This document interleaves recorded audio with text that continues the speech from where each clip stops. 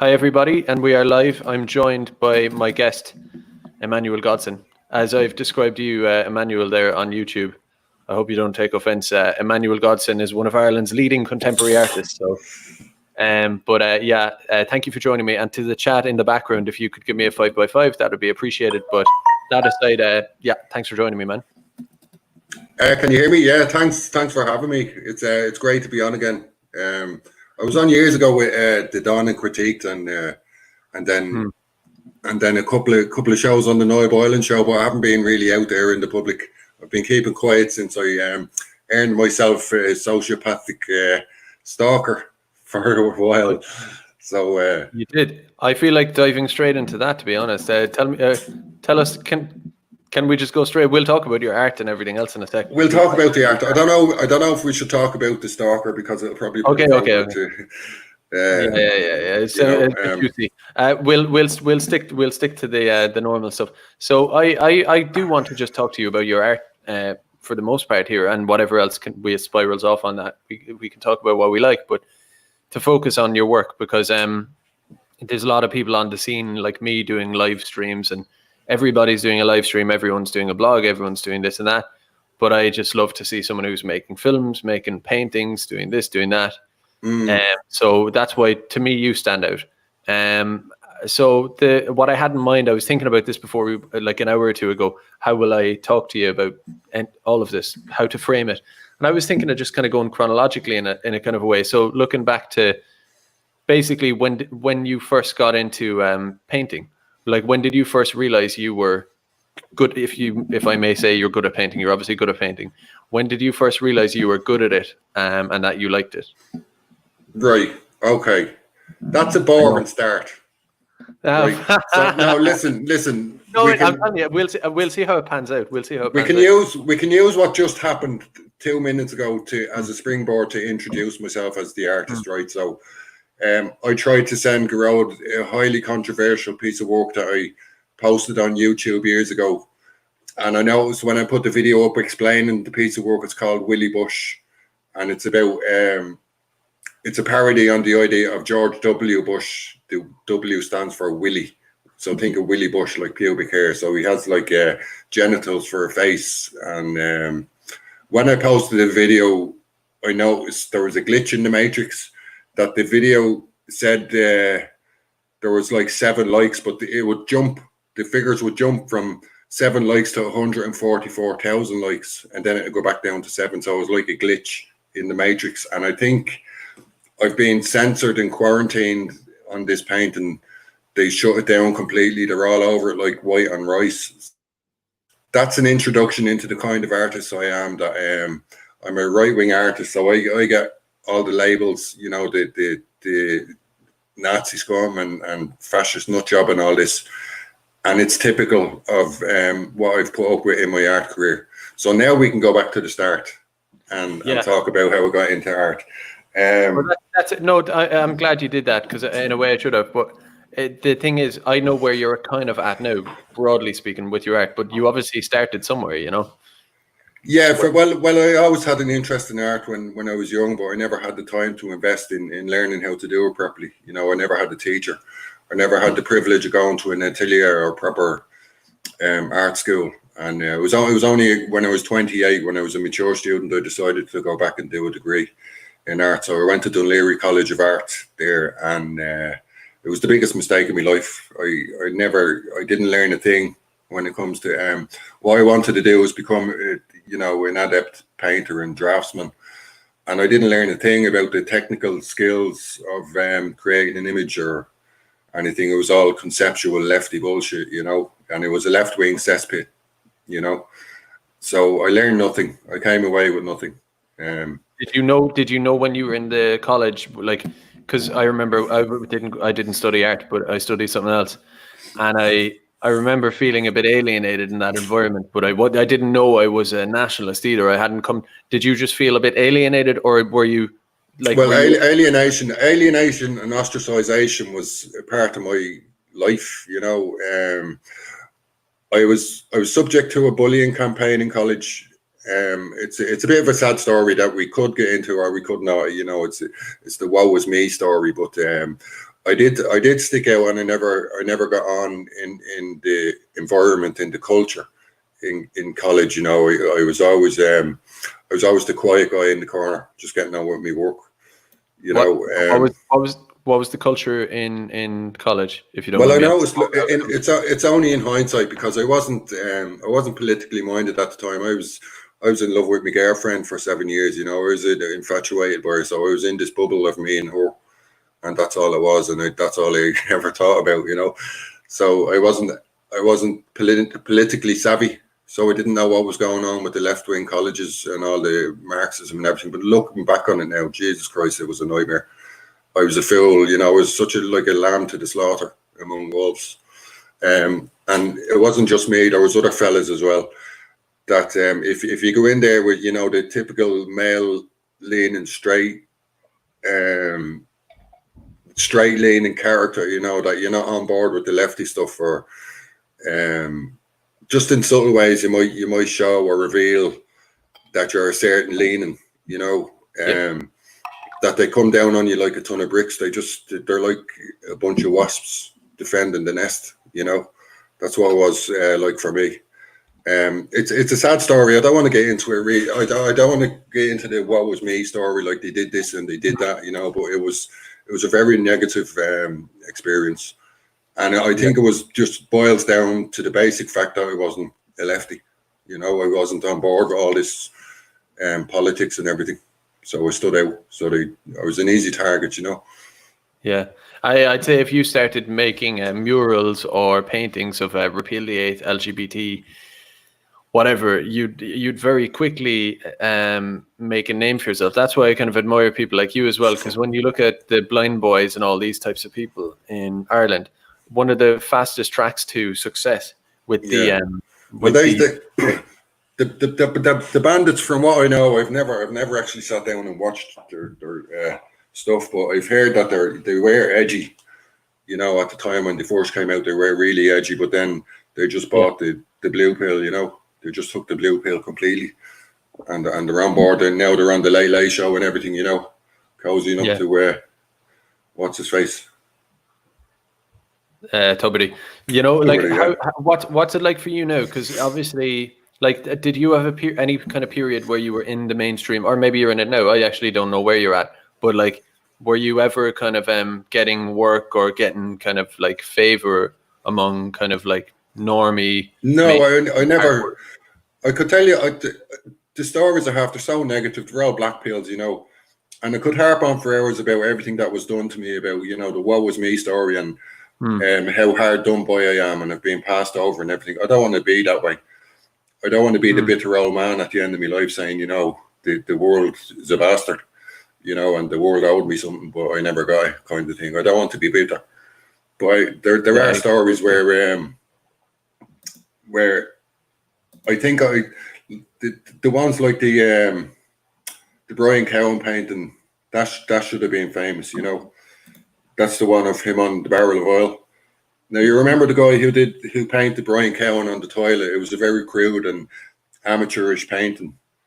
I think my concept, just the concept behind it, it reveals the truth about it's a political allegory of events in time, and it touches on the truth. So that's why it's poignant and noteworthy as a work of art. Never mind how it looks, you know. Never mind how it appears. It's a beautiful painting. That's the second one I done, actually. That's the one beside the one on the right. The first one. Did I not send you the first one? It's a bit of a darker. You did. This one. There, that's the one. Yeah. So that's Brian Cowan sitting on a barrel of oil. Now I feel cheated that I've been blacklisted, that the mainstream won't go near my name because I'm a right winger. That should have been in the newspaper, but it never got there. But there's very specific things being said in that painting, and it's very poignant and very appropriate for what happened in politics. It's an allegory of political events. He's sitting on a barrel of oil, and that talks about under Brian Cowan's watch, the Irish oil was sold for pennies to the pound.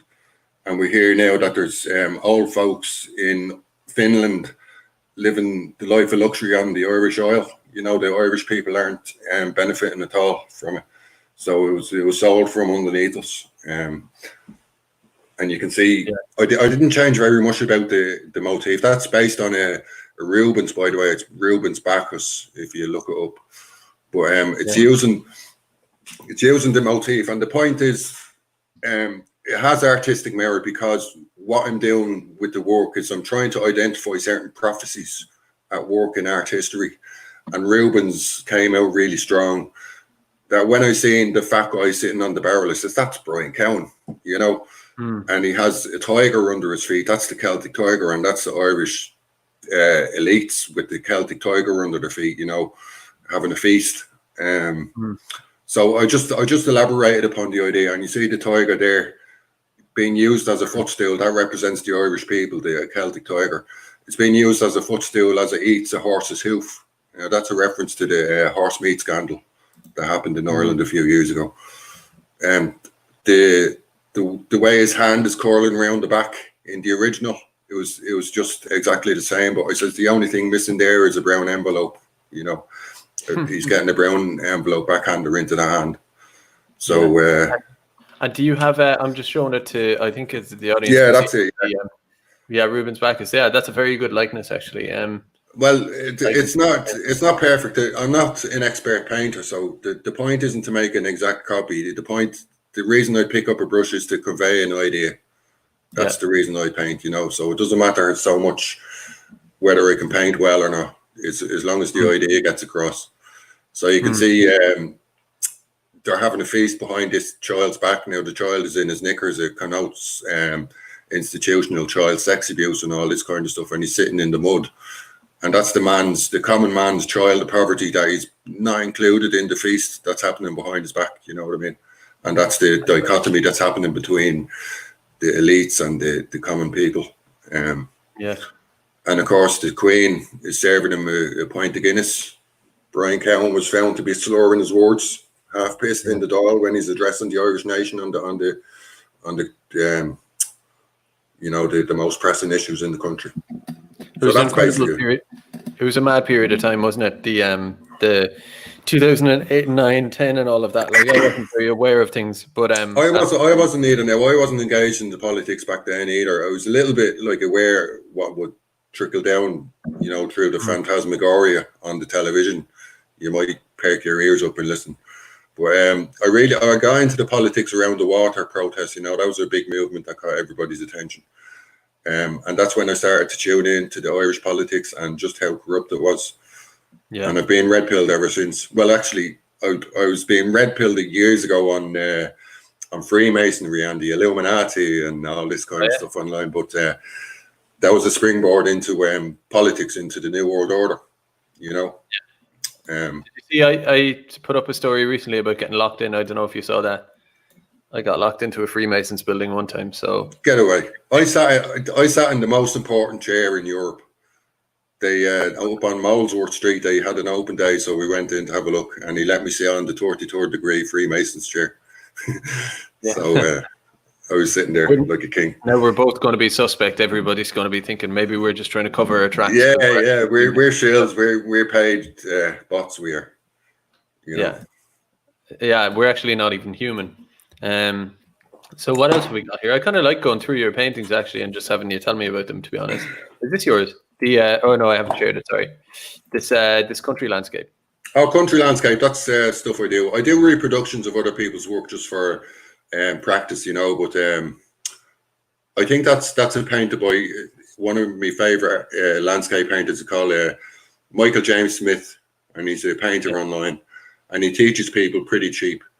And what I respect about him is not that he's a brilliant painter, but he's willing to give his time and energy to people who can't afford hundreds of dollars for tuition. You know, he's pretty open with his work, and he shows you tips and tricks.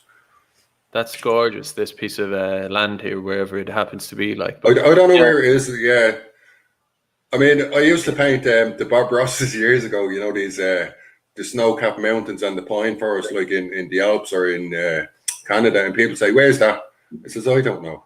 And he says, "You don't know." You know, you're supposed to know the location and all this kind of stuff. But I just find them Yeah. beautiful pictures, you know. I like what you say there, or like, it just like artists these days. Jonathan Bowden, I'm a fan of him. He's an orator, and he would talk about art, that art is meant to be a kind of a like for the people. And I don't know if I'm elaborating on it very well, but art these days, from what I know of it, is so disconnected. Obviously, there's the postmodern stuff, crazy stuff, or whatever, but even the agenda of art beyond the content of it, all that LGBT blah blah blah globalism stuff, most ordinary people don't resonate with that, and it feels like there's a massive gap of any art that can speak to I won't say folksy art, but art that speaks to people where they are and isn't trying to manipulate them or bring them onto a new world order type of situation. So I don't know. I think yours is doing that. I think yours is speaking to people. Any thoughts on that? Well, I'd be an advocate of the new renaissance, the refining of the academic approach. It's something I said in an interview with This Drinking Life. Is there's a cabal, a leftist Marxist cabal that run the art world, and they're grasping at straws, trying to keep the millions relevant, to make their work relevant. That it's completely ridiculous. What they're trying to do is to present these disgusting works of art as a masterpiece or something poignant or noteworthy, and to preserve the millions. But they're losing the battle. There's a renaissance happening now where people are turning back to the academic approach and the the realism in art. There's a renaissance happening in America with the painters. There's the organization called the Art Renewal Center, ARC project. That's a brilliant organization. And there's also a renaissance happening in China, where the Chinese people are trying the European approach and the European style, and there's some amazing work coming out. So we're gaining ground again. They tried to destroy it in the 19th century with Bouguereau. Some people call him Bouguereau, but I don't like the way they call him Booger. But I pronounce his name Bouguereau. Adolf William Bouguereau, who's the best painter in the world in history, and they tried to destroy him. Then that's when the lefties started their shit, But, what's his name? I just want to look him up. Adolf William Bouguereau. Now, we'll talk about a couple of his paintings. I did reproductions with twists in it. But look him up. He was the best painter in history. He was the most adept, skilled painter in so many respects, in terms of draftsmanship, in composition, in color mixing, in romanticism. And there's so many things that he was expert at that nobody could outdo him. Are there any you can see this on the screen there? Are there any that stick out to you there? Well, his most famous ones are the satyr and nymphs and the Virgin and Child, the angels playing the harp. His name is really hard to spell. I relied on kind of that one down there. That one down there, the second row on the far right there. If you bring that one up, that's called Mary and the Angels. If you can imagine, you have to appreciate that that's online. That's a digital image. To look at that image in real life would be mind blown. I remember I went to France with my girlfriend, and we went to the Musée d'Orsay, where all the modernists went, and I seen Bouguereau's The Birth of Venus in real life. Now, I never really cottoned on to Bouguereau at the time, but when I seen the painting, my God, it was so realistic. It was as if you could reach into the canvas and reach around the figure of the woman. It was absolutely amazing. But we're getting back. We're slowly but surely getting back to that level of excellence in art. Thank God, Yeah, there is something about painting. I'm not going to try to keep up with you here, like in familiarity with the form or whatever. I don't know painting too well, but there is something about when people argue about different forms of art, what they can do to you or whatever. Writing has this effect on you, painting this effect, films and stuff. And you have Wagner said that film is the total art form, because it has visual, it has sound, it has everything, right? But I would agree. There is something about a painting though as well. So okay, you agree with me on the film thing, or you agree with? I'd agree with today. Take a look at the Star Wars masterpieces. The level of beauty in the visuals, of the landscapes and the character design and the, never mind the CGI, just the landscapes of Naboo. They're they're the pinnacle of architecture and nature and all this kind of stuff. So there's a lot to be said for the films. I think it's the next thing. But apart from that, beside that, right, the double piston of simulacrum, right, of the image is painting. It's got to be. And the level of skill that's been achieved in art history and today, the level of skill that's knocking about, it's mind blowing. You can't appreciate, unless you pick up a brush and try and paint yourself, you can't appreciate just how skilled these people are. It's mind boggling. Yeah, and the thing I like about paintings, when I speak about paintings, I mean a painting that blows you away, like you're talking about with Boogaroo, this guy. Don't say Boogaroo. But no, let's not say Boogaroo. But with a painting, like the thing Boucheroo, with a painting, I find that like sometimes you look at a beautiful painting and it doesn't quite look like obviously like a photograph. The photograph would be, it's a strange thing because, like, let's say the one we have screen shared here now of the landscape, right? You could show me a photograph of a landscape that is, technically speaking, like scientifically speaking, more accurate to the image. But whatever it is a painter can transfer into a painting, it's like he's not only communicating to you what you can see in the way a photograph would, you also...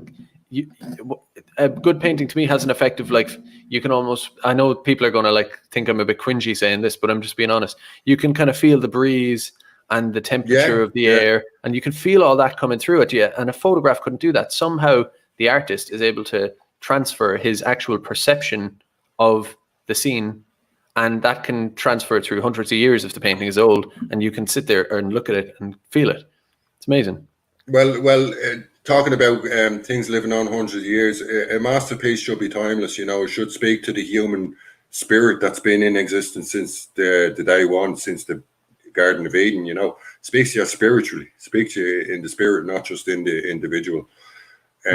Some works are well ahead of their time, and some works are relevant hundreds of years later. That's what I was trying to touch on with the Rubens paintings. You know, they just come into their own at certain times in the future. But you're right about some paintings that there's a certain painterly aspect to areas of a painting that will say a photograph would never catch. You know, Boucheroo's goes way beyond photography. If you ask Boucheroo to set up a model and take a photograph, a full color, like with our technology today, to set up that model and take a photograph of it and then paint the model from life, I think you'd be leaning towards the painting to say that's a masterpiece. But the photograph, you'd be saying, me, you know, it's just a click of a button. You know so it's a phenomenon. It's a phenomenon that you know, it's not going to be easily explained in one session. No, the quality of a painting. And the other side of it, then, you as a painter, what's it like for you to because I'm jealous in a way. I used to do a bit of it myself, not very well, but and then it's almost like getting old or something. You fade away and stop doing these things or whatever. But so I can kind of relate to it. I'd love to hear your feeling on what it feels like to sit down and paint. Is it like meditation a little bit, or it is? Well, now we can. That's a springboard into the topic of my connection as an artist to mental illness, right? So when I was in college, with all the bullying and everything that was going on, and a number of other things that came in as a cluster of problems on top of me, I had like a nervous breakdown in college. I exhausted myself in my work, and I triggered a psychosis. So I was diagnosed with paranoid schizophrenia. So as an artist, I'm a disabled artist. I don't play the identity politics really, but I mean, I have to say I'm a disabled artist, just like Van Gogh. There's a connection there between Van Gogh, by the way. Van Gogh was a schizophrenic artist who died on the 29th of July, and he started off as a missionary. He started off with God, and he ended up in art. And he lived in his mother's garden, in a garden shed down the back of the garden. Right, listen to this. I was born on the 29th of July. I'm a schizophrenic artist, and through art, I came to God. And I live in a garden shed in the back of my ma's house. Nice. That's really speaking true to the artist Yeah, lifestyle. so Then. maybe I'm, Van Gogh coming to collect the millions. Yeah, you could be channeling him. The The reincarnation. It was kind of, I suppose it was kind of sad for him. A lot of people seem to know this. I'm actually not that familiar with him. I did go to his museum in, is it in Amsterdam? It was somewhere in Holland anyway, and saw his stuff. I mean, it was nice. It was nice to see his, not just the one or two we're all familiar with, but just see hundreds and hundreds of paintings, loads of them, and just get an overall feel for the guy. But he was a pretty tortured fellow, wasn't he? Oh God, yeah. Do you know what amazes me most about it? It's not his painting or his style or anything. I mean, he came up with lovely, different stuff and everything. God love him. But I wouldn't appreciate his style today. I'd prefer the technical stuff. But as an individual soul, as a human being, he was a beautiful soul, and he had an amazingly difficult life. It's so sad and poignant. It's unbelievable. He's very worth remembering. He earned a place in heaven, I think. But the most amazing thing that strikes me about Van Gogh is he produced all that work. He was a prolific painter. He produced it all without medication. He was going through psychosis and everything and still painting. That's what amazes me the most. Yeah. Because personally, I know what it's like to be psychotic. Like, you don't get very much done. You'd be lucky to get out of bed and make a cup of tea when you're psychotic, And he did it all in the time when there was no medication, really. So God love him. Yeah, that's amazing actually to do that. I do find a lot of people resonate with art, and people, a lot of musicians and artists, and some of the best ones are kind of slightly tortured internally, and it's kind of like an excess of feeling or something. I find that's what it is when, look at someone like Van Gogh. Like, it's like they felt everything in a hypersensitive way. And it's like the volume is up to 10, and that's hard to do, but it also gives them that ability to connect to some kind of aesthetic divine, that people resonate with. Introducing the divine to art, it's my understanding, when you talk about the passion of the artist, think of the word passion as in suffering, like the passion of the Christ, he's carrying a cross up Calvary, and we're walking in the spirit of the first creator. Our job is to create, and it's a special blessing, and it's a special privilege to be allowed to do it, to have that freedom to create for ourselves, and we're walking in the spirit of our Father. And it's a shame that not too many artists, I mean, I use the word artist loosely when I'm talking about them. They're more image makers, these atheists who curse God, but they'll pick up a brush. Do you know what I mean? They don't understand creation. It's offensive to me, but you have to tolerate it. But yeah, so there is divine in it, You were saying with a kind of psychosis and that it can be hard to, the simplest thing, it just getting up, like making yourself go for it, and how Van Gogh went into it. Do you, I don't know where you're at, but do you have that struggle to actually sit down and paint and actually get it done? No, I don't. I'm doing well in terms of my diagnosis. I'm doing really well. The medication is working for me. So if you know anybody out there struggling with mental health, just trust that the authorities in this case have your best interest at heart. So listen to their advice and take the medication when you need to, because the medication today is very different from the typical medications when they first started out in psychiatry. It's a different thing.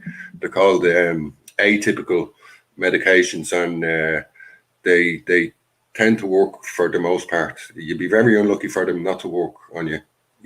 They've worked on me so far. Yeah. They've calmed me down enough so I can articulate my insanity. Yeah. I don't know. Like, neither of us are doctors, but I would say, I don't know, probably. I don't know. I can't speak to it at all. Like, but what were we talking about? No, I just know it's just on the point that some people would be afraid to. Some people are afraid to engage with that. Like, people who are suffering from something that they could maybe get a bit of medication for. There's a lot of people out there who are like, I wouldn't touch it. So well, I don't know. Now, I was the kind of young man who grew up stupidly. I was very naive young man. I wouldn't touch a paracetamol if I had a headache. I'd just lie down and try and let nature take its course. So I was averse to taking pills in the first place. It took me years to realize that I needed the medication, and it was good for my overall quality of life, put it that way. But I was very grumpy about the medication when it first happened. I think I was described as having a stubborn psychosis, and that was me being stubborn. The psychosis wouldn't go away. That's just another aspect of an interesting personality, in my opinion. But yeah, no, I am interested in your painting situation. So you have a shed and you have a space, and you just have a big bunch of canvases and a lot of paint. I have too many canvases. I have to reach out and find somewhere for all these works. I've been in the shed now 8 years solid, and I've just been painting. So I haven't got an inch of space. And this week I had to pull out a few canvases and put them down the side of the shed, so they're out in the elements, in the rain and everything. And my brother's not too happy about that. He's I'm blocking his alleyway. I'll keep a few in safekeeping for you. I'm sure someone else could. But no, that's cool. That's the creative. I love that. Like, I'd love to actually see it sometime. But just I don't know, a big mound of canvases, successful work. Is there any change in your art over the last couple of years? Do you find it changing, altering, or are you just found your style?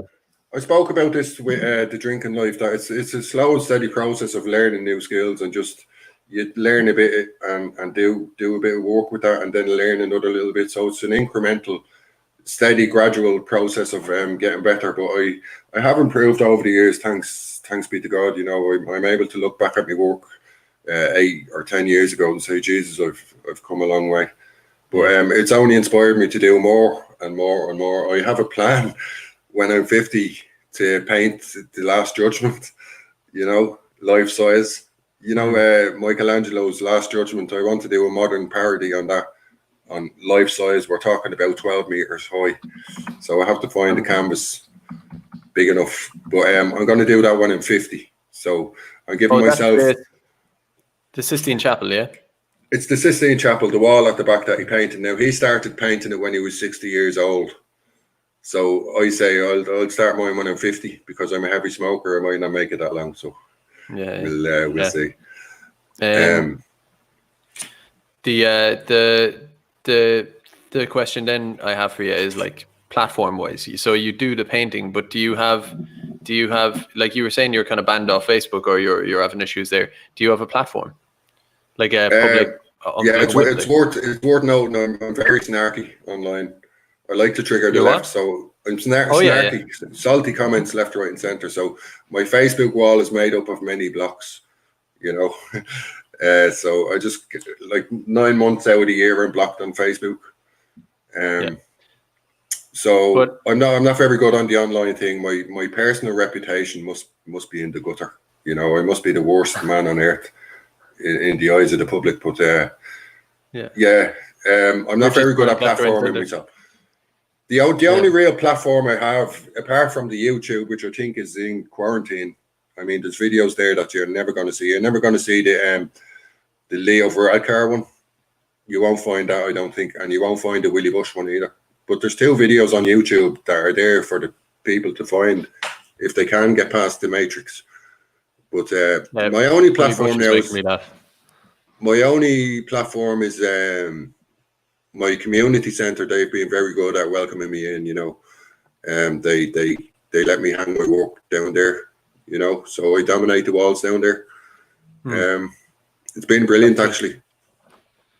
Well, when I first went down, a nurse told me about the centre, and she says they hang art. Go down and talk to them. So I went in a couple of years after that. I went in, and this is kind of put some work up. And they said, yes, bring them down. So I brought them down, and they were faced with these gigantic canvases, and they were blown away with the images, and they said, Jesus, we have to get them up. And then on the back of that, after they put up a few of my large paintings, that they decided to launch the place as an official gallery. Not just on my work. I mean, it's a community effort. There's lots of different artists there. They decided to open the gallery, but my work was up, and it became a gallery, and that's it.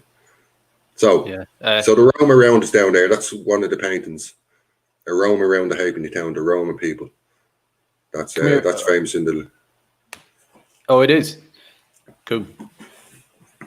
Come here. I wanted to ask you, like, not so much. I know it's private business and stuff like that, but do you sell or?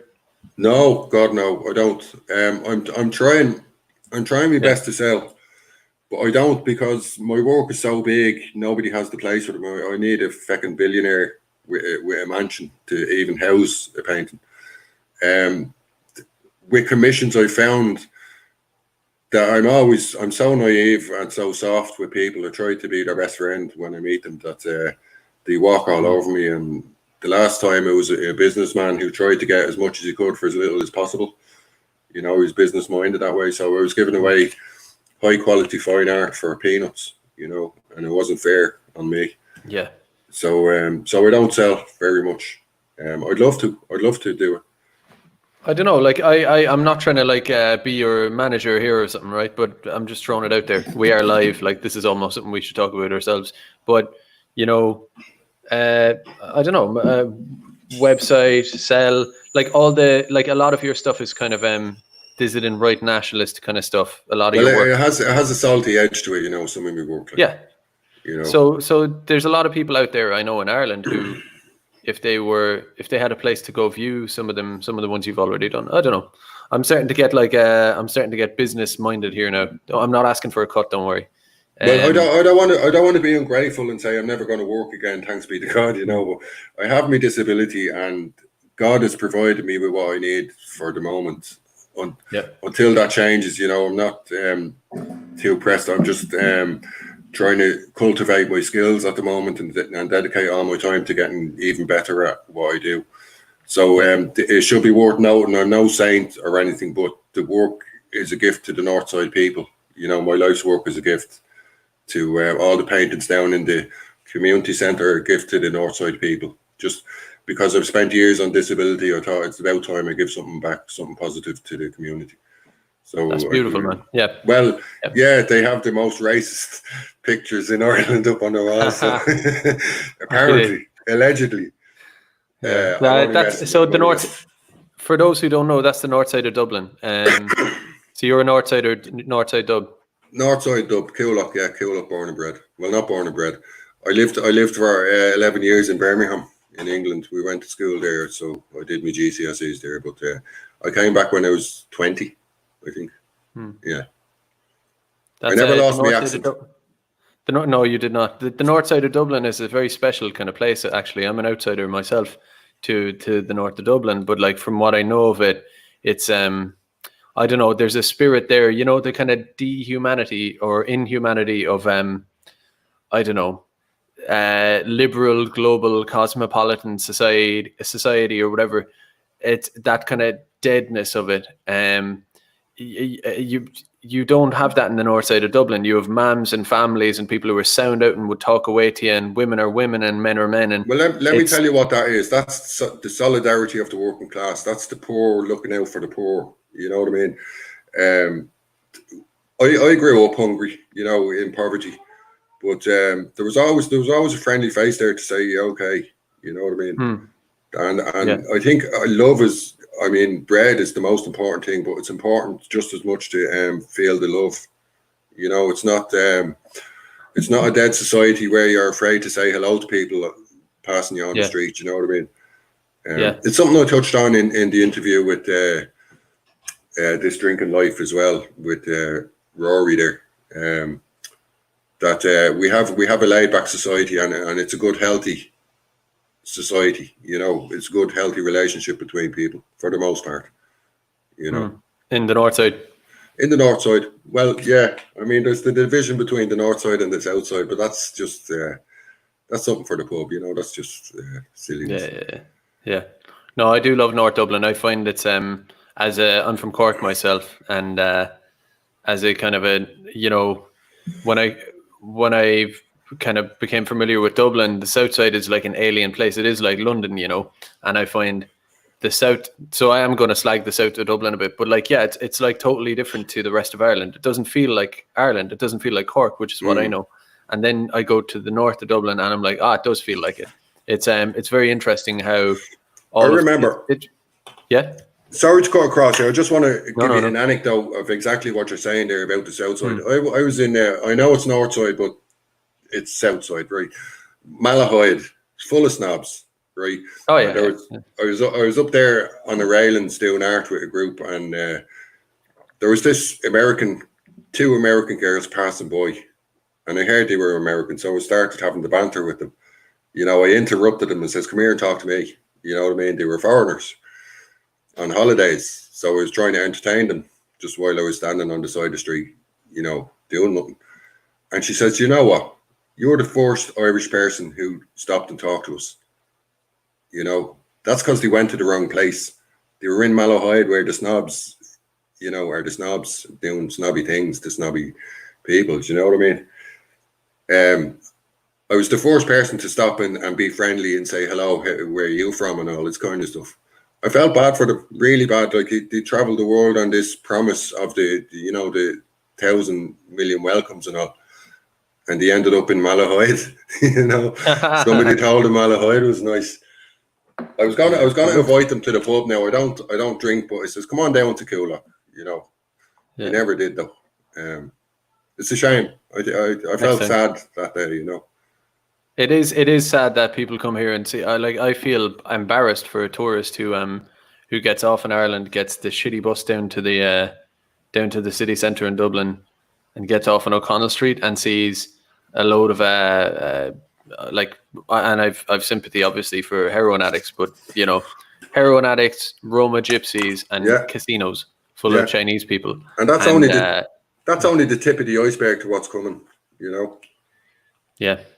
It's this bad. Place, we all know. I mean, I have a deep born and tiredness in my bones. I feel dejected most days. I have the black pill in a serious way. That Jesus Christ, we're in a bad situation, lads. Like, and I don't know what to do about it. Yeah, I try to keep the white pill no matter what. I'd keep the white pill to the point of being deluded about it. I would choose to, you know, even if I knew I was crazy. If you're going to die, then fucking die in hope. I understand that, but I'm a snarky, pessimistic bastard sometimes. Come here. On that note, let's have a look. I want to have a look at some more. I know you're rolling a fag there, are you? Yeah. But you can divide your eyes between that and what I have up here. While you're pulling that up, can we talk about they're banning rolling tobacco on the 20th of May? They're banning e-cigarettes as well. So I'm going to 20th of May. By the 25th of May, I'm going to be in hospital again, half psychotic, because I haven't got me fucking roll-ups. And that's the government for you. Yeah, you can't. Would you smoke regular cigarettes?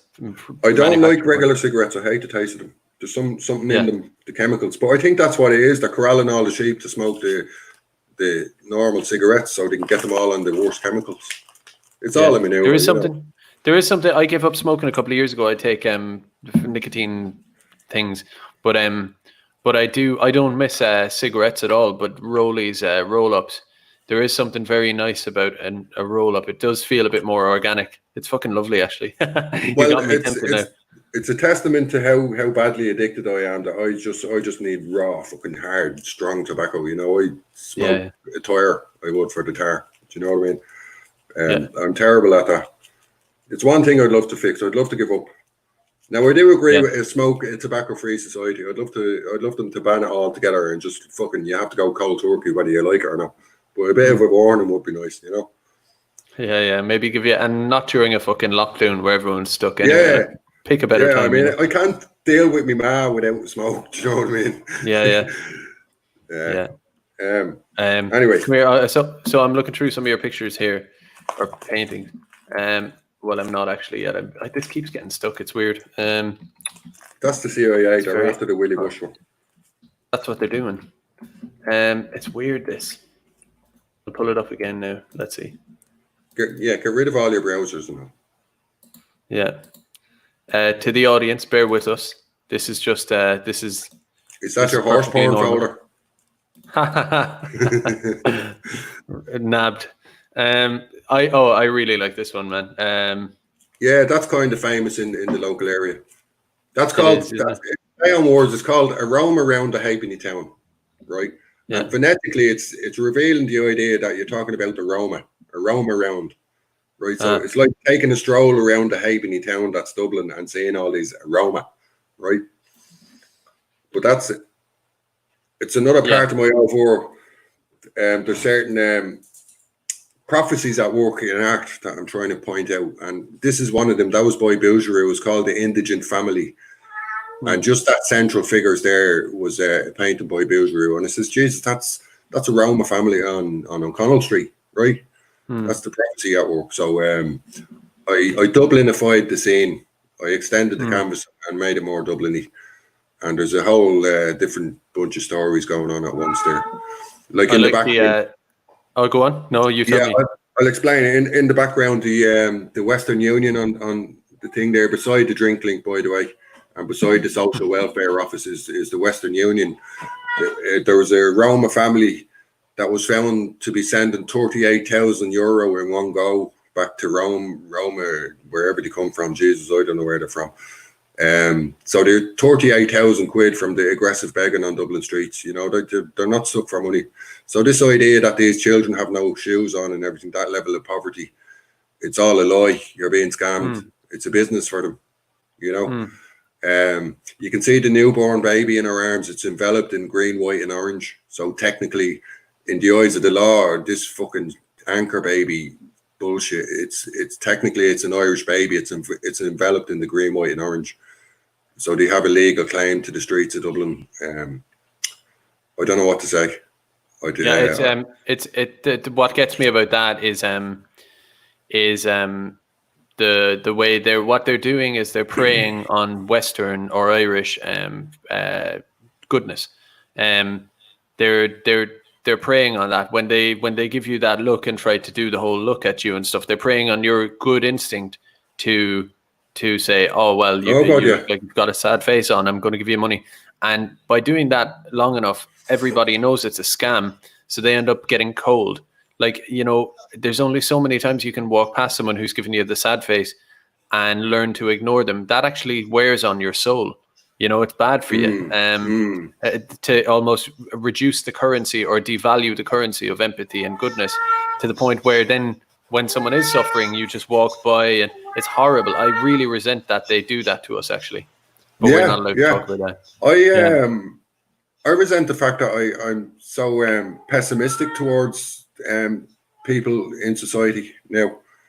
I don't hate them, but I'm very skeptical of them, you know. And that's something that the left and all this agenda has done to me. It's made me numb, you know. Yeah. And that's not the man I used to be. Well, what's the saying? I've become everything I hated. What was that song? Lyrics in the song. Levy, sorry, my cat is going crazy. No, I think the chat are enjoying the cat, actually. This is Levy. I'll show you Levy. Can you see Levy? Oh, yeah. Yeah, we'll talk about him in a minute. Yeah. Hang on, where is he? There he is. He's going crazy. He's a poor boy. He's tormented.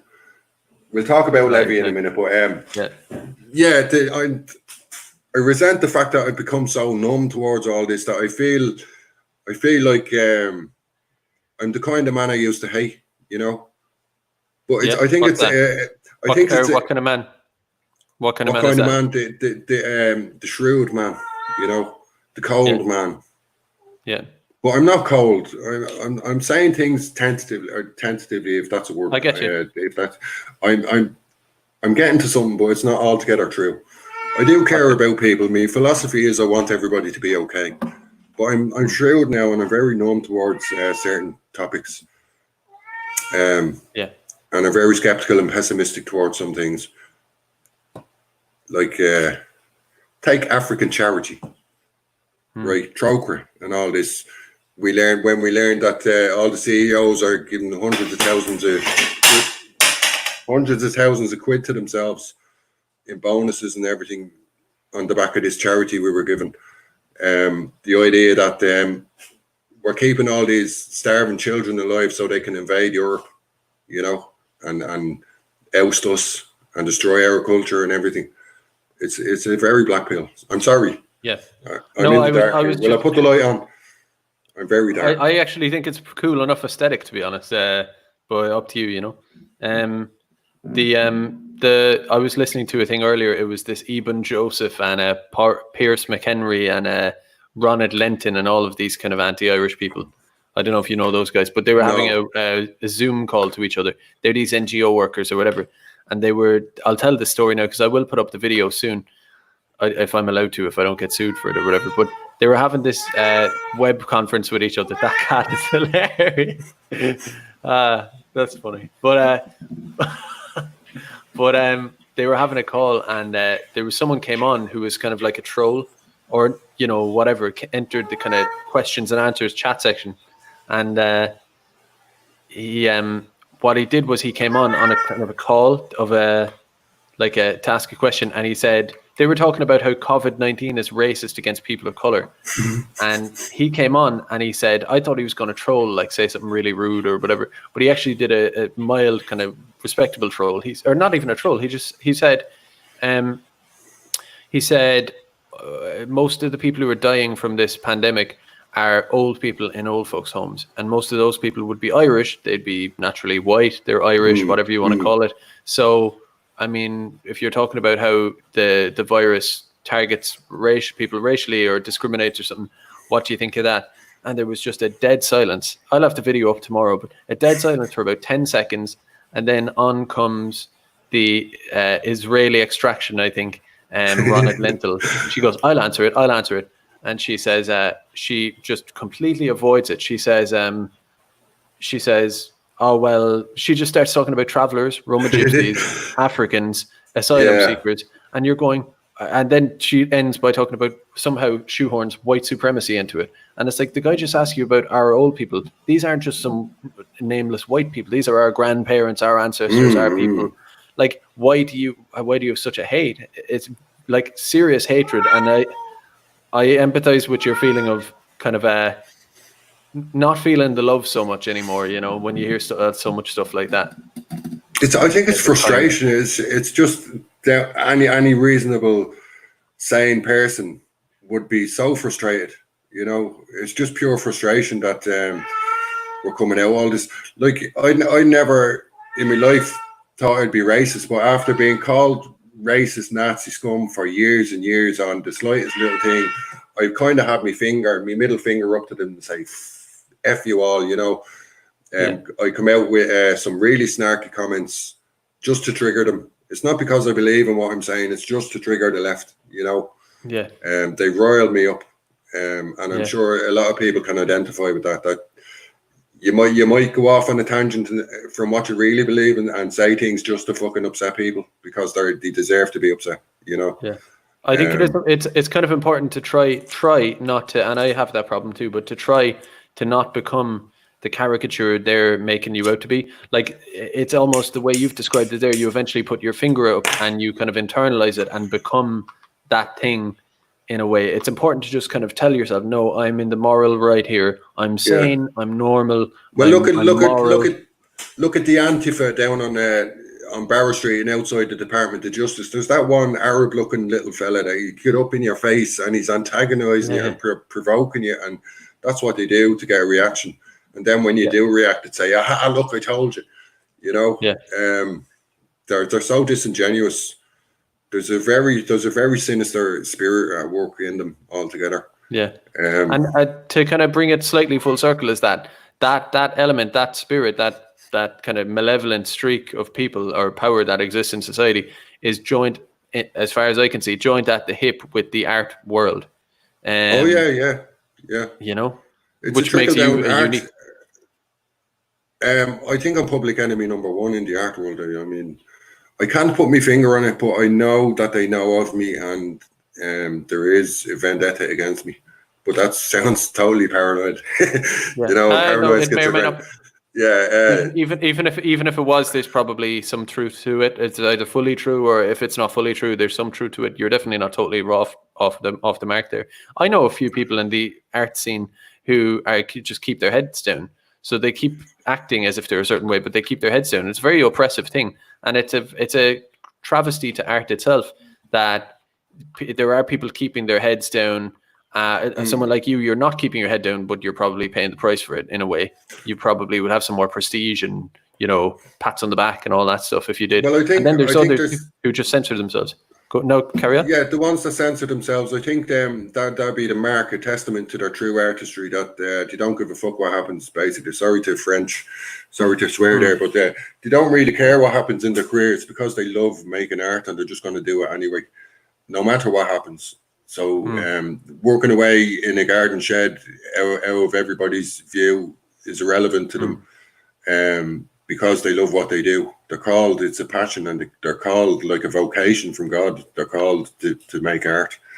The whole idea of the personality artist, it's the cult of personality that was born in the art world. The celebrity artists, the Picassos and all this. And it goes back to even way long before that, even way past the Renaissance, with the famous noteworthy artist. For every celebrity artist, there's 1,000 other artists chipping away, building civilization, doing the gargoyles, designing the cathedrals that never get a say. They're never given 5 minutes attention. But they don't care. They just love to work, and that's the true mark of an artist, I think. Yeah, it is. That's very well said.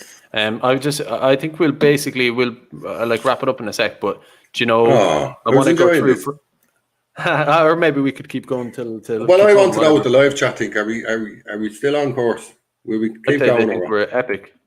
The live chat, I always get confused when I look at the live chat, but that just says more about me than it does about the live chat, I'd say. I want to have a look at some more. So we've seen that one. You've Michael Collins here. Michael Collins, yeah. That's a friend of mine. He's an old man who came into the gallery, and he befriended me because he loves art. He genuinely loves art. And his father was Michael Collins' best friend. So he's a living legend. His father knocked about with Michael Collins.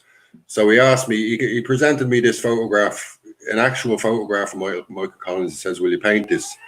So I did for him. And that'll be relevant in 2022 on the anniversary.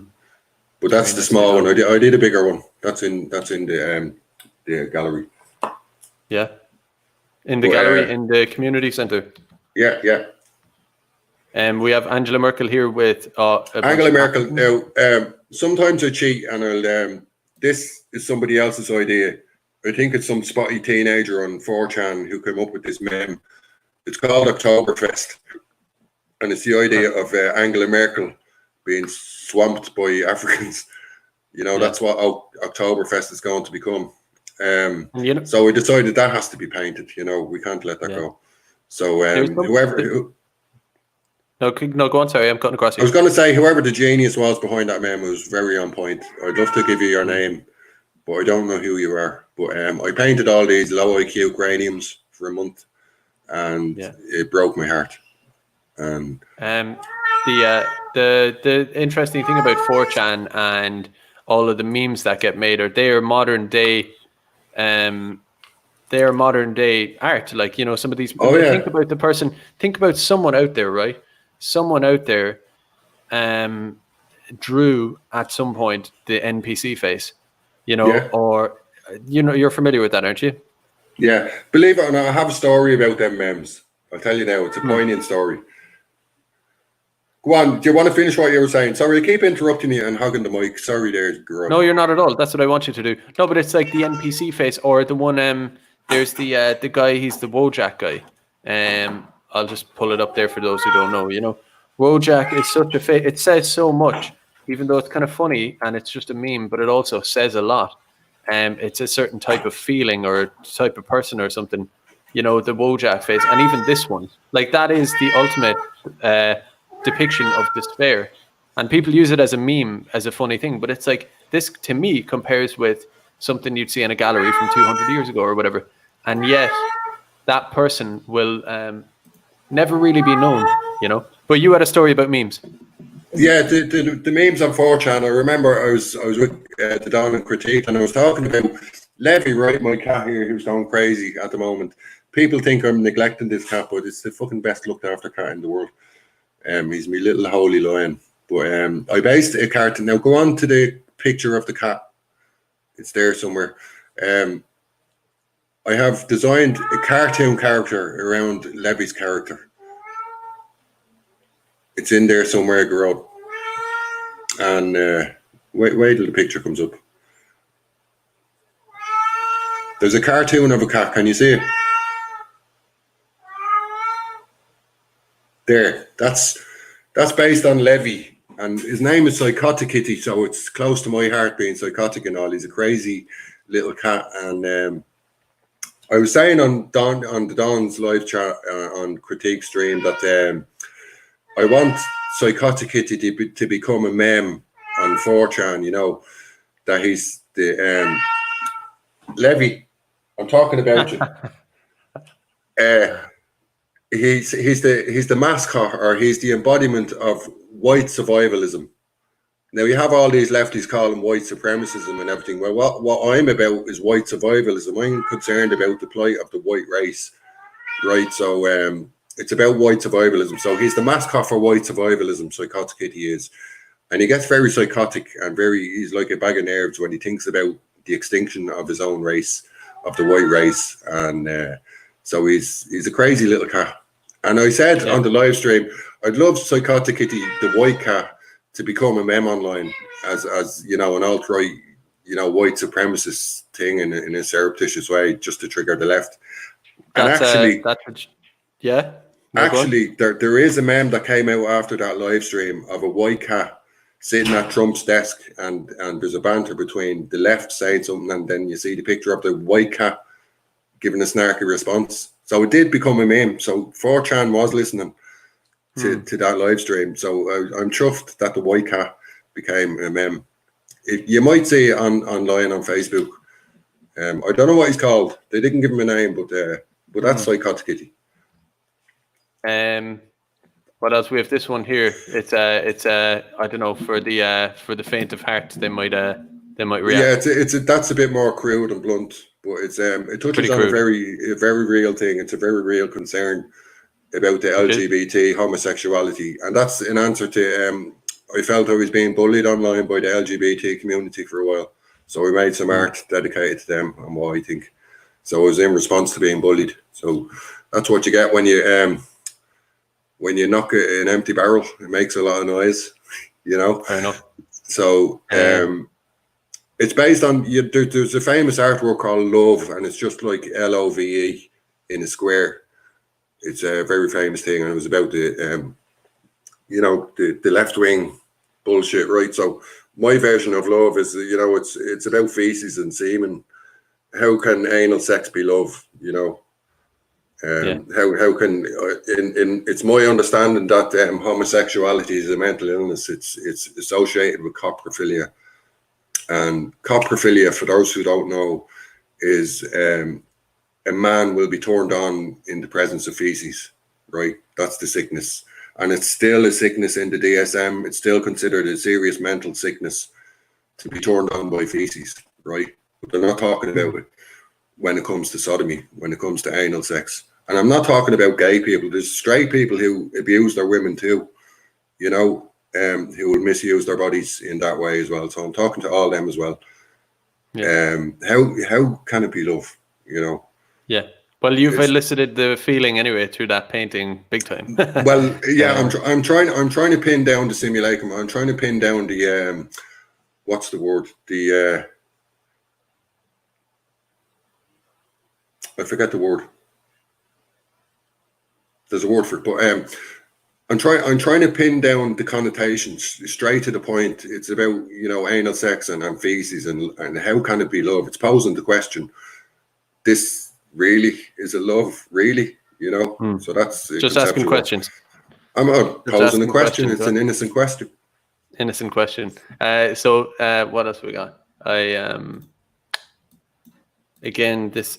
There we go. So we were talking about these a while ago. That's more. Oh, that's the same one. Yeah. So and here we have. Oh, that's the Patriot series. Yeah. Yeah, the Gentleman. That series is breaking my heart. That's the count. Because it's dragging on and on. I was supposed to have an exhibition in January gone, and I was deplatformed by the gallery. They didn't like the idea of the nationalists coming in. Oh, really? Well, the centre it's heavily there's a heavy Sinn Féin presence down there, so the management decided that they all want the right wingers. I mean, so-called right wingers. They don't want the nationalists coming in for a gathering. So I was deplatformed basically, which that makes your work more intriguing and more important, in my opinion. I mean, that's it. You know, it's a bit of a cliche thing to say, but like the fact that it's banned and censored and not welcome in the gallery and all of that makes it that much more important. Think about in 50 years' time, people, you know, if people ever get to watch this or hear from you, they'll know that you couldn't get the gallery space. These were figures that couldn't be platformed in a gallery because it was too unbearable or intolerable or whatever. In 50 years, that's what people will want to see, not Blind Boy and Una Mullally and all of these guys, right? This is what's going to be interesting for that very reason. So I'm fascinated by this series. As my work goes, I'm trying to keep it all together and keep it as a body of work that can be looked back on chronologically as a development of a career and skill as well in terms of skill. But yeah, that's the portrait. The evening was supposed to be an evening with the Patriots, and it was supposed to be advertised as a right-wing safe space. So I said, like, LGBT won't be welcome, Muslims will be asked to stay away, all this stuff in the publication. But yeah, it's still a work in progress. Oh, by the way, I'm glad you brought this up because I'm having trouble trying to get in touch or trying to catch the attention of John Waters. I know I'm desperately trying to get him. I know he sometimes watches your streams with Gemma, and I'd love for John to ask Rowan for my contact number. I'd just love to include John Waters in the body of work because it'd be a privilege and an honor for me to paint such a man. Tell him very good. Yeah, I'm a vegetarian schizophrenic, so I'm not interested in eating his liver. If he wants to come, you know, when it comes to my schizophrenia, I'm vegetarian. So tell him not to be afraid to come and have his photograph taken. Yeah, yeah. So the whole event won't end up being a Wikipedia article or a headline or whatever. Yeah. I might be able to put you in touch with John, and if he's watching, even better. But yeah, that can definitely be set up. Well, I have Justin Barrett is on the way. He's agreed to sit for a session. But I did the last True Gale on Fio Gale. You know, David O'Reilly. His painting came out really nice. Yeah, I'm gonna see if I can approach the Irish History Museum where the chalice of whatever it is up there and the crows. Chalice of Ardagh. So I want to see if they'll put that painting up there. Just to honor David's character and what he does. And he is quite a character. He's quite a man, actually. Yeah, very. Have a lot of time for him. So that's the series we have for Radker. Leo Varadkar. This is the one that's I think it's in quarantine on YouTube. You have to put in specifically the title, or it won't come up in any search. And I think it's hidden on my channel as well. But that's Leo Varadkar. You know. A portrait of an Irish tea shop, but there's hardly a semblance of Irishness in it. It's being crowned by the European Union with the LGBT flag lifting it up. So he's the man who has aborted babies on his shoulders now. He's literally carrying abortion into the future of Irish culture. You know, literally. So it's an allegory of a political event. And you have Listune Varna there as well. Yeah. Now the blue motorway signs, right? The major road signs is Calergy, right? 1920. What? Zoom in there. I forgot the date. 1923. Yeah. Right. Calergy, 1923, and Ireland 2040. Right. They're pointing in the same direction. Right. So they're going to take you to exactly the same place. Right. That's the message. And in other multicultural hotspots, you have Tallaght and Clondalkin and Balbriggan and Listowel Varna and Ballahadreen. All these road markers, all these markers that you should be reading clearly that people are just ignoring. But they're pointers to what's coming. And what's coming is Leo Varadkar. You can't see it in that photo for some reason, but he's springing up from a bunch of pansies. Right? There's a bunch of. Kind of see them. Yeah. You can see the blue flowers, right? So there's a bed of flowers at the bottom. and he's springing up from a bunch of pansies. That's an obvious reference to the gay community. And there's a special little pansy at his crotch. That's it. That's affectionately known as his boyfriend, right? So his boyfriend is at his crotch. And in the background, he's coming from a mosque. It's the Indian Muslim kind of thing. He's going for the Islamification of the West and everything. And on the minaret, you see the pansies are entwined up around the minaret. The LGBT community are literally embracing Islam, right? So that's the message in there. And lastly, the most controversial thing I've done in my career is he's holding a top secret file. And the top secret file is named the COPRO, right? So it's the copper file. And we know what copper file means now, right? Very good. Yes. I was a bit slow on the uptake there. That's this stuff is very, very subversive and very much pointing. Like, you're the only, I don't know, artist is the word for it, aesthetic. Like, I mean, we can all do live streams and blog posts and stuff, but in terms of a person making art, making films, making media, that kind of stuff, you're the only person pointing out these things that I would say millions of Irish people quietly are aware of and probably have a bit of an issue with. I've said in the live stream before, if your art, there's two pillars in art. One is beauty and the other is truth, right? And if you haven't got at least one of them, your art is not worth talking about. Great art has both, right? Great masterpieces of art have both beauty and truth in them.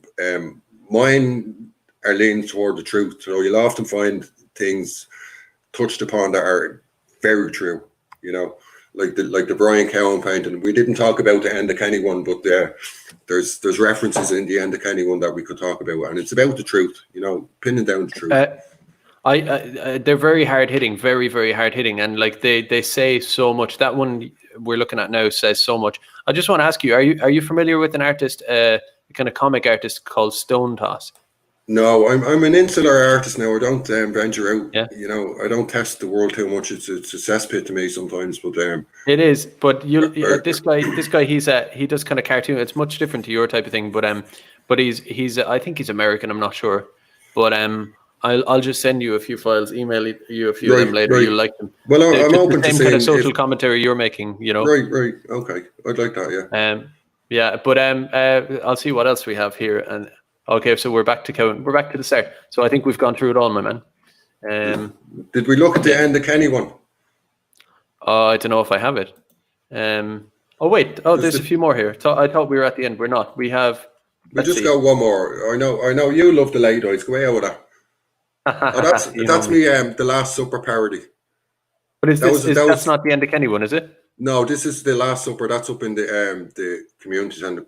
Go back to the big one. Trying to find the. I will go back to that. I'm just going to point out, though, I don't think I have the Enda Kenny one, so just going to point out that next time. But there's a few we missed, actually. Anyway, back to where you wanted to talk about, which is this. Right, there's a couple more. I'm going to keep you up awake, right, because you have nothing better to do. Yeah. Right, do you want to? Can you speak to the audience there? I'm still listening to you. I just have to go to Lou there for a sec, right? So I'll talk about this. I can talk wax lyrical about this, no problem. This was a painting called what was it called? I forget the name of it, but it's a parody on the Last Supper by Da Vinci, and it's a celebration of the community down in the community centre. So I included a bunch of different people from the local area. There's a bunch of different faces in there, just to celebrate the community and to give thanks for accepting me in and treating me like I'm something special. They put me in the centre, and they're all gathered around me. So it was a celebration of what they did for me. So if people call me a blasphemer and everything, that I'm posing myself as Christ, well, actually I'm not. I'm just using the motif in a very loose way to celebrate the community. And I think Christ would enjoy celebrating community, if anybody. So I'm sitting in the place of Christ there. You'll see in front of me, there's certain paraphernalia in front of me that reflect my character. And one of them is a broken piggy bank. See the pink thing there? That's a broken piggy bank. And that's a confession to say, I'm not able to save. I can't save a thing. So I'm not the real Christ. I'm not claiming to be Christ here. So it's a confession that it's not blasphemy. And also, I'm surrounded by fruitcake and bananas. You know, that's just a reference to me as a schizophrenic. It's a joke on myself. And it's a very light-hearted piece of work. Someone in the chat says, who's Judas? Well, I've put myself as Judas as well. This character, it's Rasputin. It's Rasputin. He's the man who believes in one love, like Bob Marley. But he's a crazy monk. But Rasputin is in the place of Judas. Now, that's my alter ego. Now, that's the one who gets me in trouble on Facebook. I'm posed with a phone there ready to make a snarky comment and get banned. So my reputation online is ruined by this character here. And basically what I'm saying is, in the place of Judas, I'm my own worst enemy. Right? And it plays on the idea of people's misconception of schizophrenia, that you're split down the middle and you become a couple of different people. So I'm in two places at once, like a schizophrenic, which is not altogether true. A side point, sorry for cutting you off there. Schizophrenia, people think it's a split personality, like the kind of out of a film or something. What actually is it? Do you mind me asking? Paranoid schizophrenia. Without going too deep into it, I think at this point it'd be embarrassing to talk about for me. But what I suffered was delusions of grandeur, right? So I believed that I was like God was talking to me, and I was chosen to do something. Right, he had a special job for me in creation. So it was like delusions of grandeur and megalomania. Right, so that's what happened to me for a time in the psychosis. It's an unbelievably powerful thing to happen. Looking back on it, I think I'm blessed in a way that I have insight into things that the vast majority of people wouldn't have a clue what they're talking about. But I lived it, you know, and it's an amazing, powerful experience. And to anybody out there who might, I mean, there's people, young people who might be listening to this who are going to face psychosis in the future. It's highly possible. Well, not highly possible, but I mean, it's possible. Sit down and don't do anything, because your thoughts are something that you observe, right? That's something I've learned in life, that your thoughts are not you.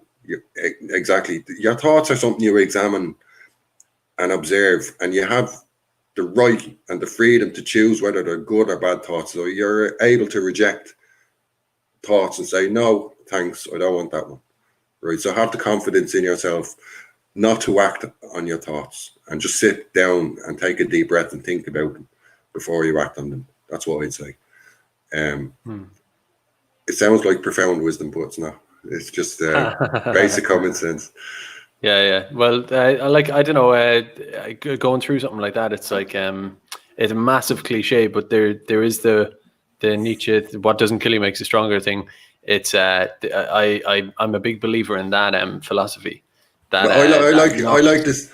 Yeah, it's true. What doesn't kill you makes you stronger, and God, your Father in heaven, will throw tests at you that will really test you. You know, you'll be on your sick bed, not able to get up, but it won't kill you.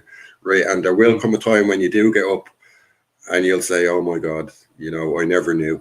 How do I deal with this? How do I go forward? And you'll get the answers. You have to have faith that you will get the answers. I like the saying, a kite rises against the wind, right? So it's the nature of a kite to have wind blow against it. And the harder the wind, the higher it goes. And the higher it goes, the closer to heaven it gets, right? So, very nice. Yeah. So, yeah, that's cool. Like no, I'm a firm believer in that. People, and it's strange because speaking of mental health and stuff, you were speaking about some of your own experience. Is that there is this kind of thing in Ireland where, like, if you're bourgeois, you have to, like, you're not proper bourgeois if you're not seen at the darkness into light thing. You know, you have to be seen at that. You have to put up 25 pictures on Instagram. And yet there seems to be this disconnect between true understanding of what it is to struggle for people, you know. It's the mental health thing has kind of become a fashion show in a small way. And I just can imagine most guys who are, let's say, it's often younger men who are struggling with themselves, looking out to like these kind of Irish Times style, kind of Late Late Show style mental health campaigns with some kind of trendy woman on talking about, you know, and it just feels so artificial. And I feel a lot of young fellas probably don't have a place to go to hear something that, or to hear from people that they can relate to. It feels like there's a lack of people they could relate to. The psychiatrist that I was under, she's a very famous psychiatrist in Ireland, and she was on a podcast once, or a television show, and she said there was a developing trend among the youth to identify as mentally ill, that they have some kind of mental illness, and it was like a cool and edgy thing to have among the youth. You know, it set you apart. I think it was part of the identity politics that it set you apart as something different and edgy. And the youth were subscribing to the idea that they were this and that, mentally ill, and it was very damaging to the people who were actually suffering. I don't know what damage I'm doing, but I often make jokes about being schizophrenic, because humor is the only way I deal with it. Sometimes, you know, if I think kind of mythology as well is cool. Like, you know, just especially maybe for men. I don't know about for women. I'm a guy myself, so, you know, I speak to what I know. But even simple things like, one is religion, obviously, to an extent, but the other is like mythology. You know, growing up, kind of having a mythology of the, you know, like the fighting on, the kind of slay the dragon type of thing, is important to think of it in a way to not, I won't say wallow in suffering, but like to think of it as a battle, as opposed to kind of a, like as opposed to thinking of it in the most miserable terms you can, to think of it as a kind of something to kind of I don't know, take pride in dealing with as a strength. Well, that's the challenge when you're presented with the challenge. It's like the Arthurian legends, when you're presented with the quest for the Holy Grail. Joseph Campbell was a brilliant man talking about all this stuff. He said, you know, you have to have courage and say yes to it. And it's when the Buddha woke up under the Bodhisattva tree, the first thing he observed about the reality of nature is all life is sorrowful, all life is suffering.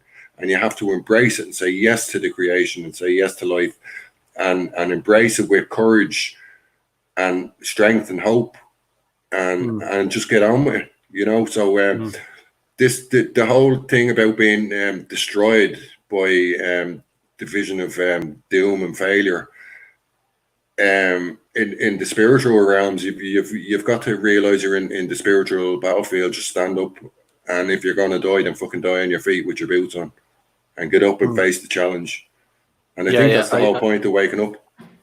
Yeah, I kind of keep going forward. Just it's kind of like battlefield mentality of like, just keep taking another step, just keep coming forward. That kind of you know, even if the mud is kind of thick or whatever, you just keep going forward. I know that's a philosophy I kind of subscribe to a little bit when I'm a little bit funky, but I don't know. I'm not in a position to be giving out advice or any of that. I'm just kind of talking, really. So in terms of, I love the cat being here, actually, to be honest with you. It's adding a kind of a mood. It's making it more authentic. Yeah, something lurking in the darkness. Something lurking in the darkness there. He's my little holy lion. That's what he is. He was in the Caucasoid painting. I didn't talk about the Caucasoid painting. Sorry. That's on my channel. Check out my channel, and you'll see all the videos. Oh, yeah? I didn't link your channel, but I will afterwards. Okay, seeming as I added all your paintings, I do kind of want to go through them. So the one we have here, what are we looking at? Tell us about it. Brennan's Bread Still Lights. I'm famous in the local area for Brennan's Bread.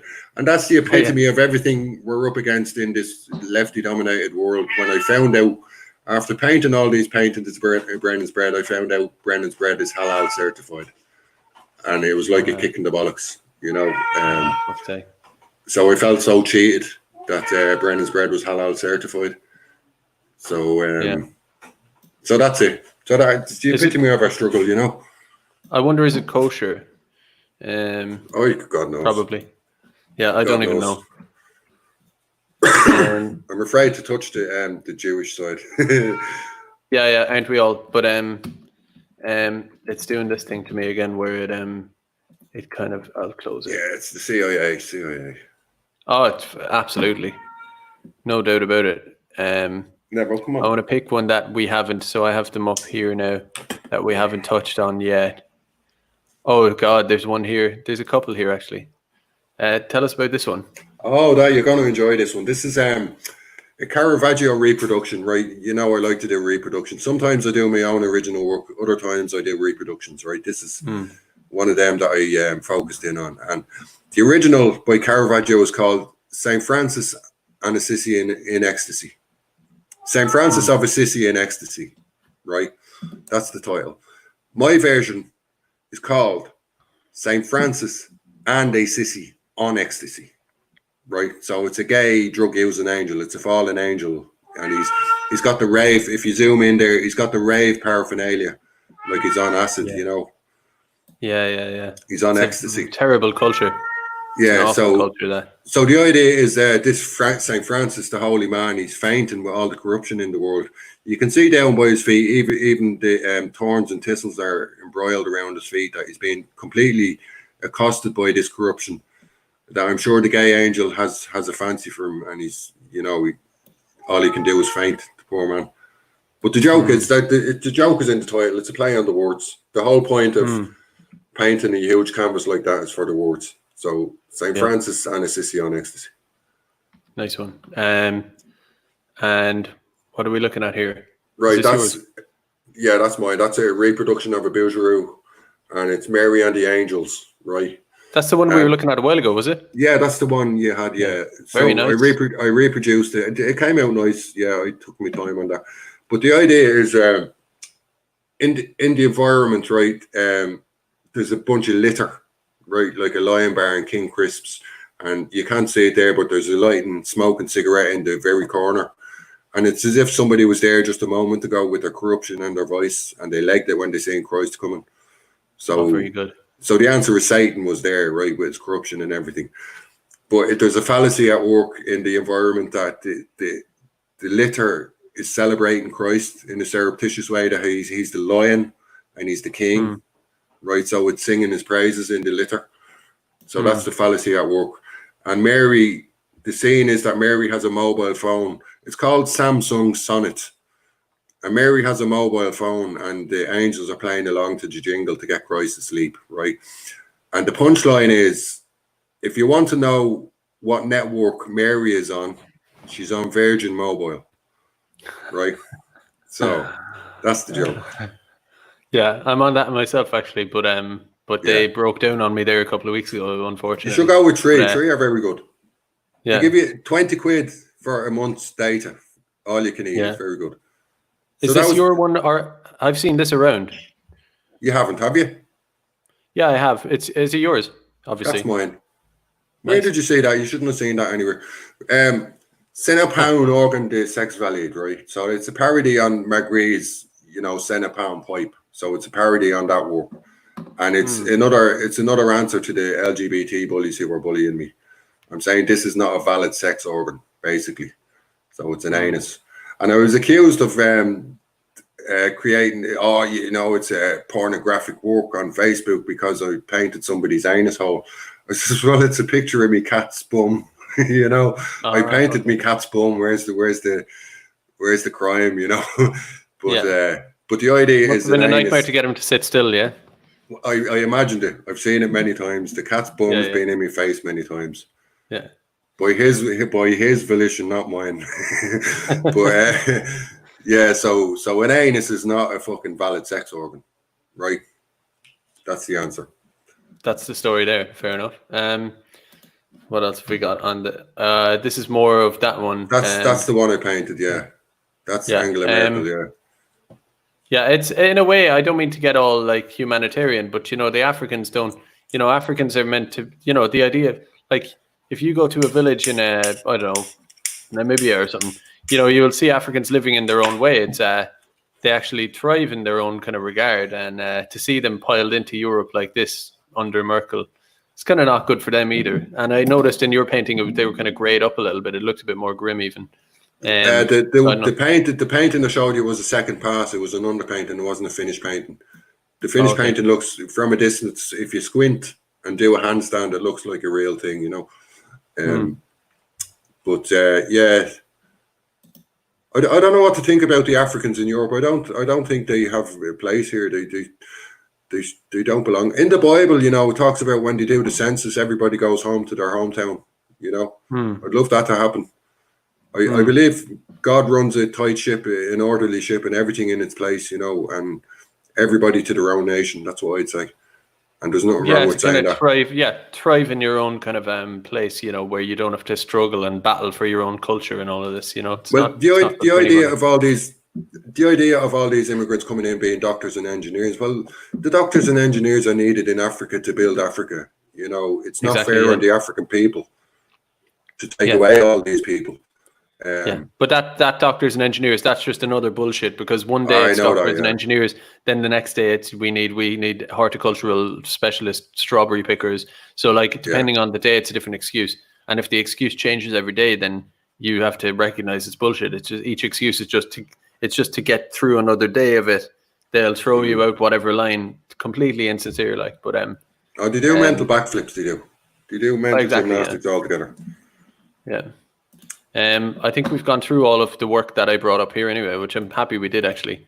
It's nice that this exists. Do you know what I mean? Well, I'd say it's nice for the audience to take their mind off all the dread and drama. Bullshit, all the drama happening. Can you imagine all the drama happening? Yeah. We won't talk about that. It's a terrible thing. Man. Yeah, I've talked about it enough times anyway. You know, there's only so much you can go on. I'm just kind of sick of it as well. I'm just looking at the chat here now. People, I think people are pleased with it. Is there any trolls in there that want to try and trigger me? I think maybe some of the mods get rid of them. Some of some of them. Someone says Nick Fuentes would love this. I don't know if you're familiar with Nick Fuentes. He's an American streamer. I've heard his name before. Yeah, he does good. He's very good. He's excellent at doing what I'm doing, or what any of the lads, Gran Torino or whatever, the kind of channel. He comes on, he does 5 nights a week, and he talks for an hour, but he does it so very well. Like, I have to say. Do you know who I love?